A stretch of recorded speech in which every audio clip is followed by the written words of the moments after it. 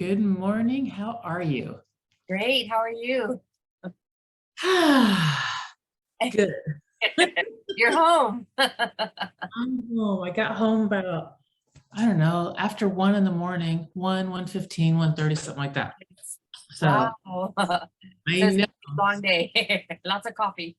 Yes, and I haven't had nearly enough yet. It was a crazy scramble. And Oh, okay. yeah, my alarm is actually what woke me up. And I was like, wow, you slept. So anyway, Good morning.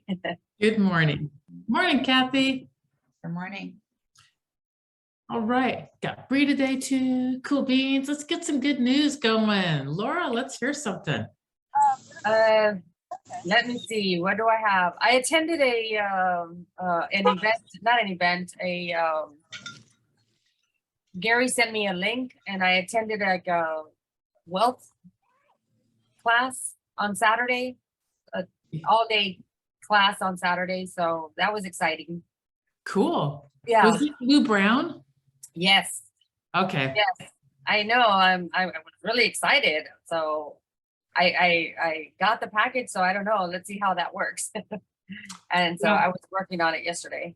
There's a bunch of us on the team that work with Lou, and Lou works Right, really close okay. with our I'm company. glad to know that. I mean, I know Gary sent me the link, but yeah. Okay. Yep. Yep. So, good morning, Bree. What you got for good news? I was in a funk for about 4 days. I'm out of it.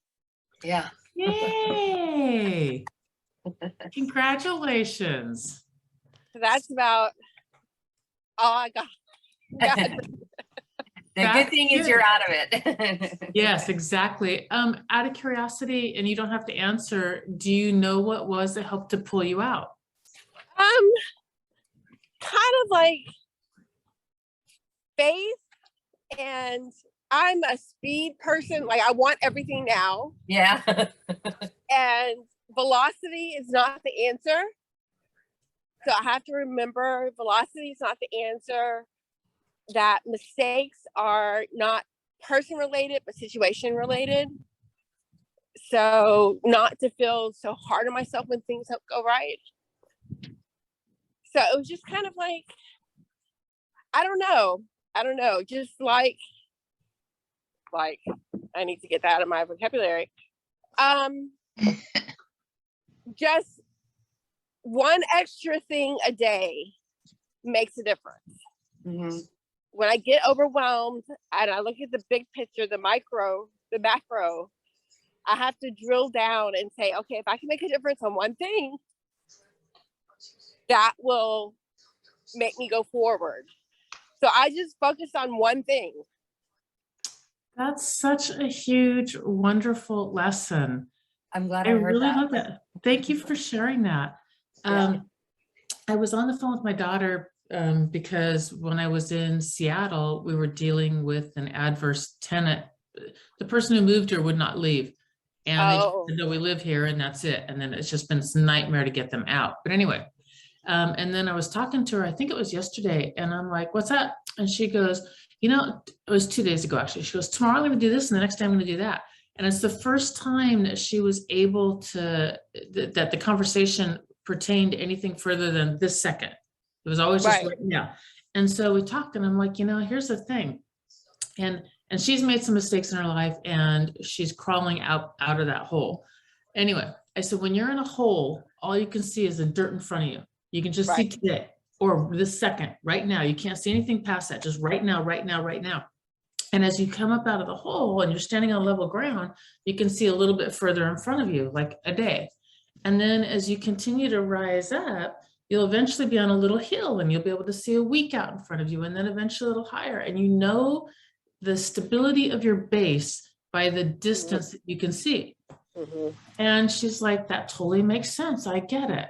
And she's in a place now in her life where she's like a day or two out. And I remember this because when I was going through the really, really, really bad divorce and I was broke and we didn't have anything and I didn't know how we're going to do it. And the state was like, you're not, I literally went to the state and I'm like, I have no money, no car, no house, no job, no, I got 2 kids. I need help. And they were like, yeah, you get child support. I'm like, but I don't get it. And they're like, well, you're supposed to. That's awesome. I don't get it. But so it was really just a really, really hard time in my life. And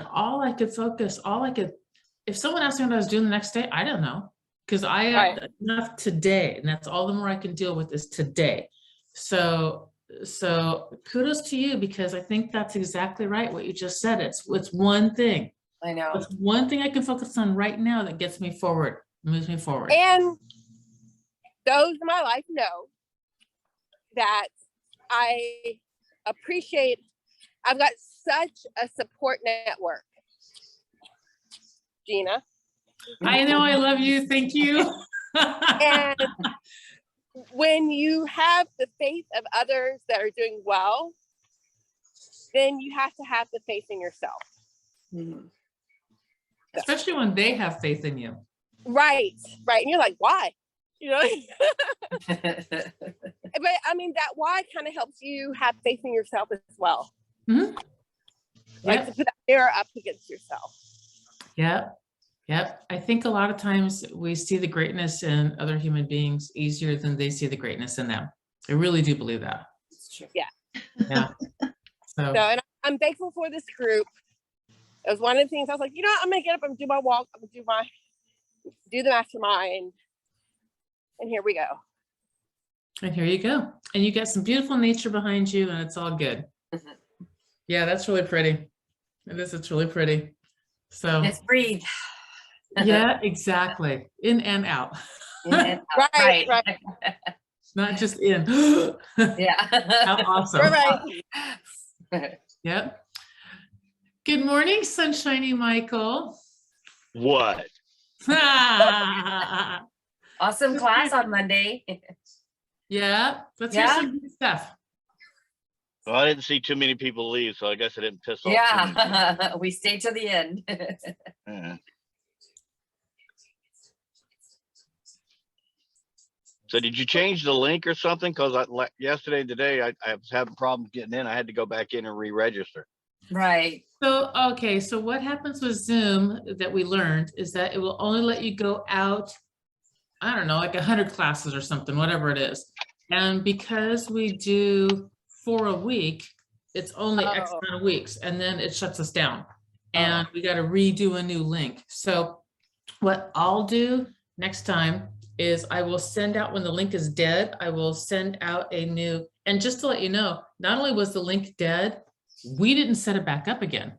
I got on Zoom and I was like, my link doesn't work, and oh, holy crap. So we'll send out a message to the entire crew that the link's changed and here's a new link. And then we'll update it also in Workplace. So have it there also. Well, that's where I went to Workplace and pulled up and re-registered and got it. Yep. So that's where it will live, but we'll also get the message out to everybody. The old link still says it's a recurring event, and it says the host will let you in. And it's dead, which is crazy because it is totally a dead link. I don't know what to, I wonder if we can delete the old ones off of Workplace maybe. I don't know. Let me make a note to see what we can do.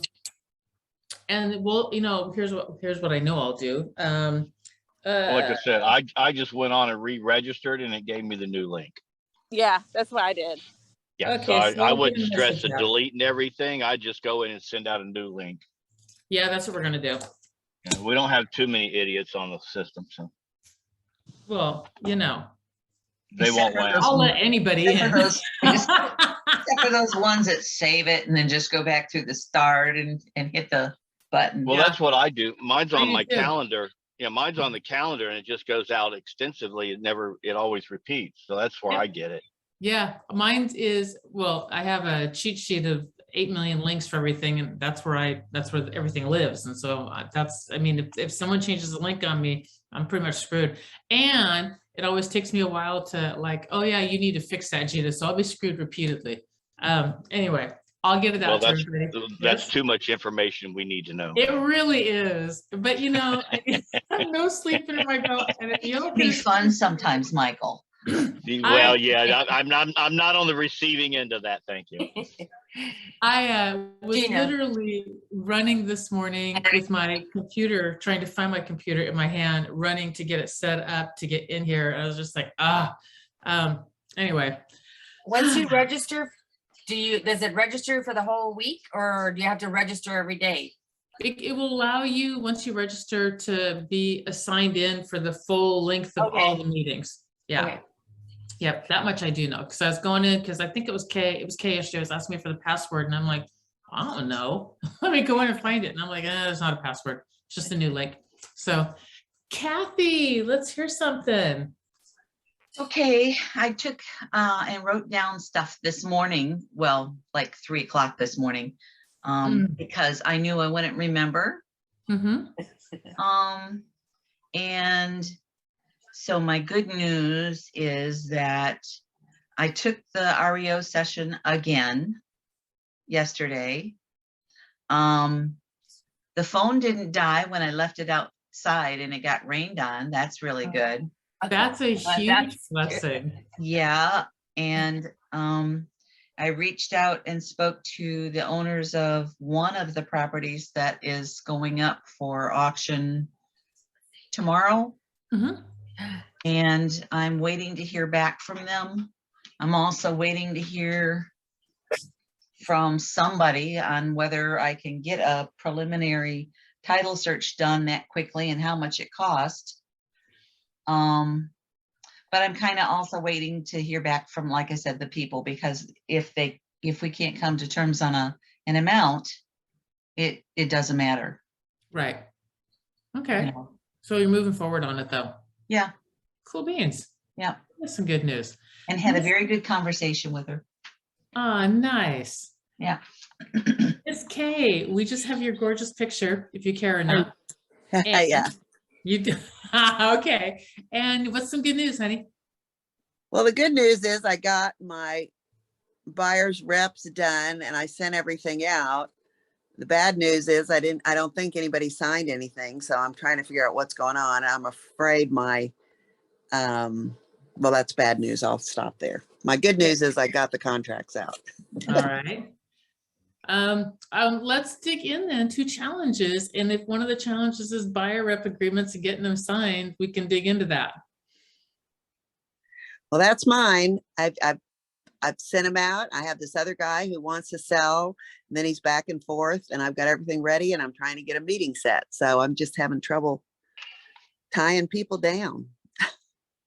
All right. So who's got some success with getting buyer reps signed or anything on buyer reps?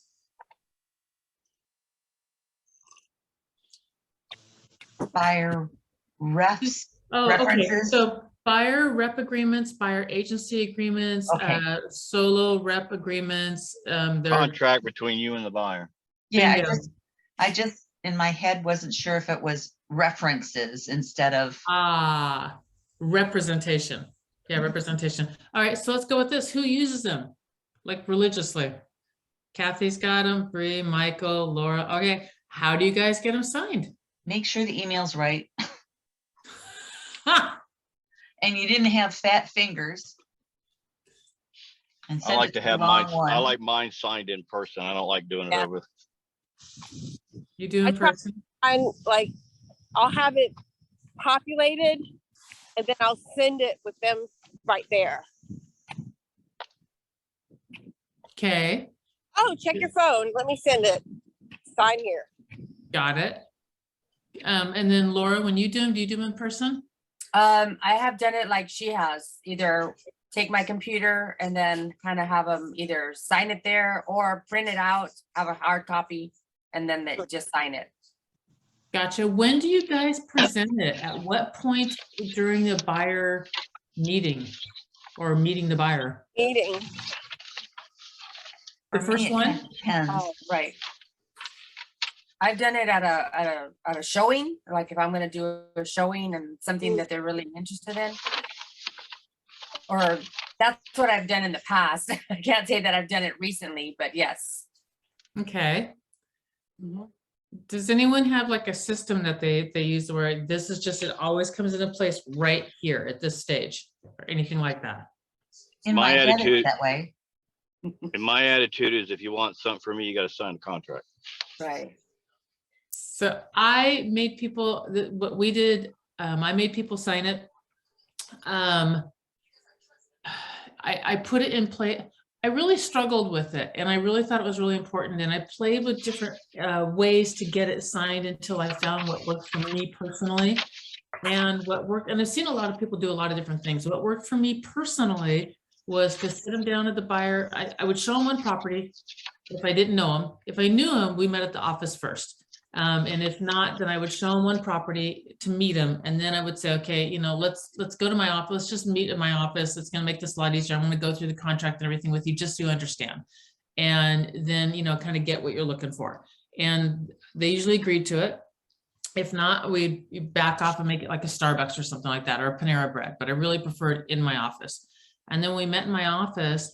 I purposely at every client meeting, every initial client meeting, I purposely put them on an emotional roller coaster and I wanted to bring out all the emotions. And I did that. I mean, it was very, very, very deliberate. So for buyers, they're a little nervous because they're in your office. So they're on your territory. So that's a little unsettling right there. And then, gosh, I'm making me go back in my brain and remember what it was that I did. So I set them down. I kind of chatted a little bit.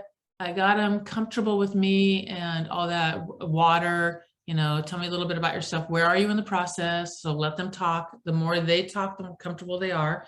So where are you in the process? Talk to, and I want to know if you talk to a loan person, what are you qualified for? You know, how have you looked at properties already? Do you know, where are you?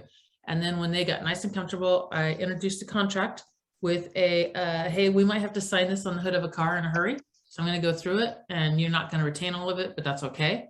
And presented the contract. I did a paper version in a 3-ring binder with sheet protector with every page in there, dupes of every page, which is always how when I presented stuff, I did it that way. Eventually it would be computer also. And if I had somebody that's very techie, I would go through that way, but I would still face the screen to them.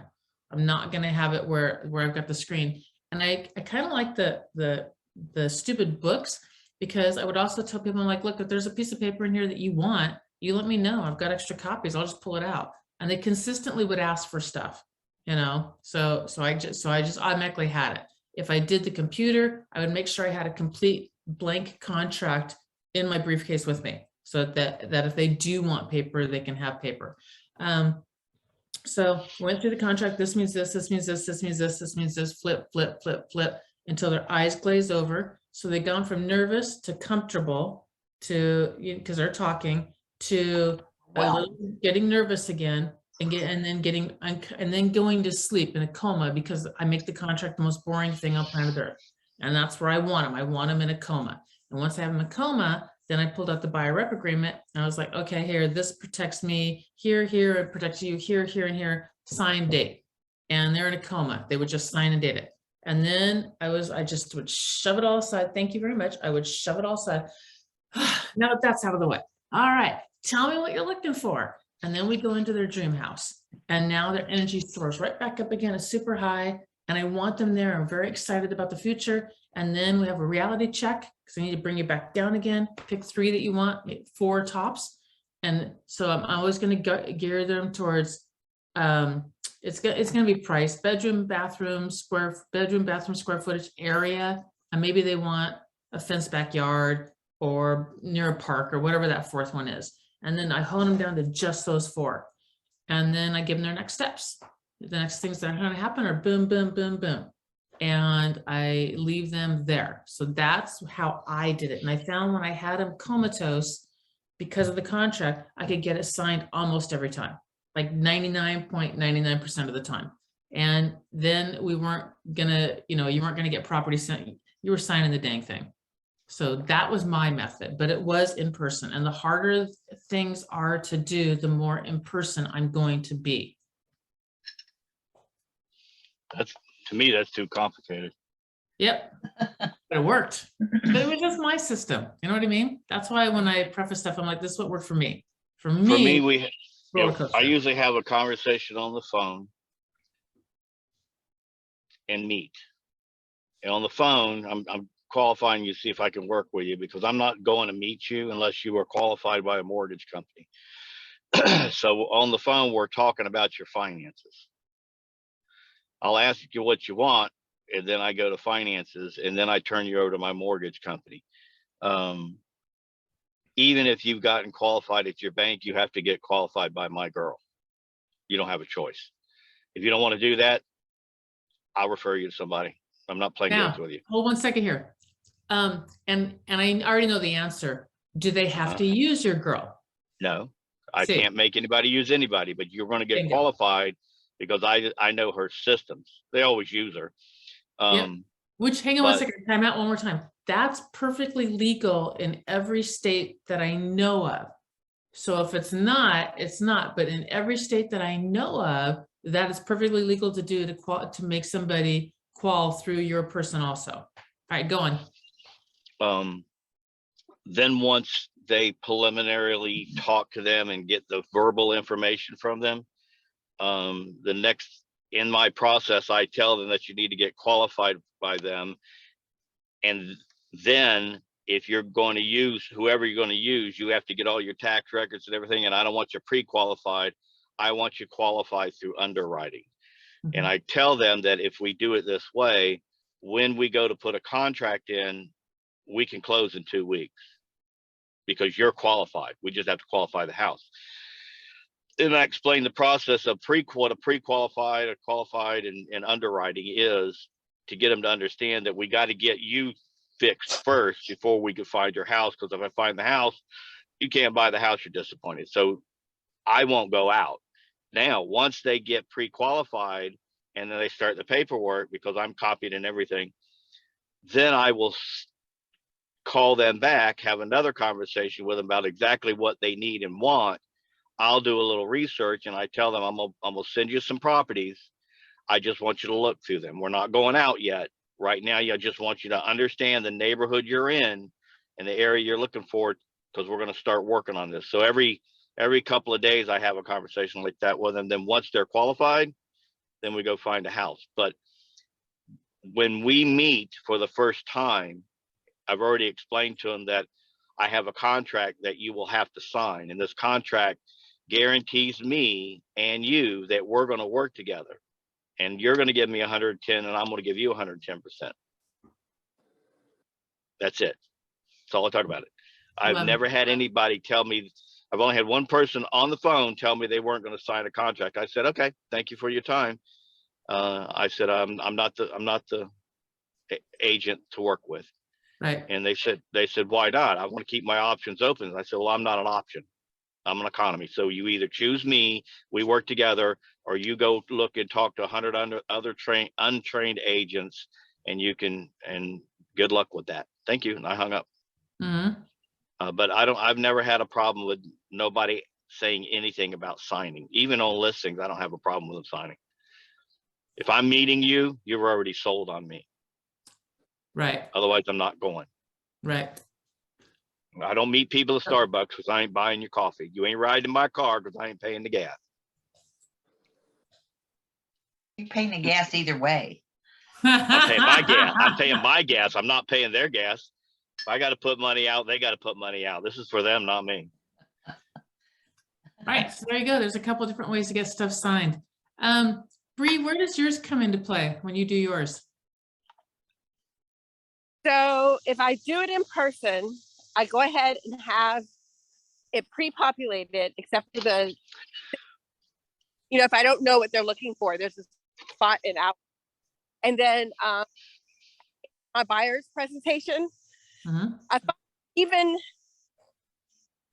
if a buyer has bought before, depending on when they bought, things have changed.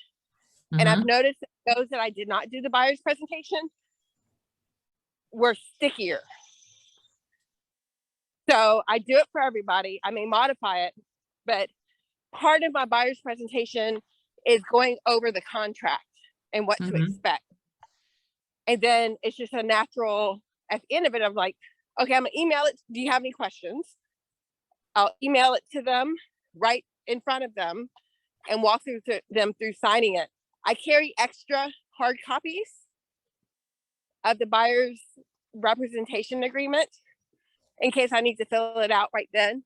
Mhm. By doing a Zoom, kind of the same thing. If there comes a time where I picked up a client, we haven't had the buyer's presentation first, we've gone to see a property, I'll show them a property or two, but then I'll come back to, we need to, why we need to sign the buyer's representation agreement. I love it. So I have Yeah. shown a couple of properties before. Right. I love it. The thing that you said that I love, I'm sorry, go ahead. I interrupted you. But I try and be more consistent. The thing that I love about what you said was if I don't do the buyer presentation, things get stickier. And yeah, and I think the gold in there is I had to learn to slow down on my first meeting. And it wasn't about velocity as you started off this meeting with. It was about taking a lot of time up front. And every time I did that, we smooth sailed all the way through because, and Michael's doing it too in a way, he's setting the expectations up front. And when you set all the expectations up front and you take that time to really go through stuff and really learn who are they and what is their true motivation and what are they really, really looking for and why is that important to them and all that kind of stuff, then that's the fodder that is going to get you through if things go all, wonky halfway through or 2/3 of the way through.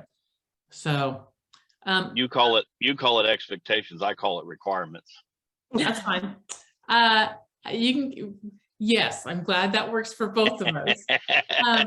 So I wanted to close off with this because I got to jump on a call here in 1 minute. But did you guys see on Workplace the Glenn Sanford and Brent Gove interview? It's about 20-30 minutes long. Did you guys see that? I saw it. I haven't listened to it yet. Okay, yeah, I'm only half part. You have, Kay?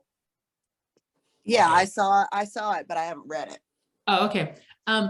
Take time out quickly and listen to it. It's 30 minutes and it's the first 5 minutes is patter. I'm only halfway through it. He's pulling some really good reports for a shifted market. Brent Gove is the very top. Well, hang on. How high up is he in our line?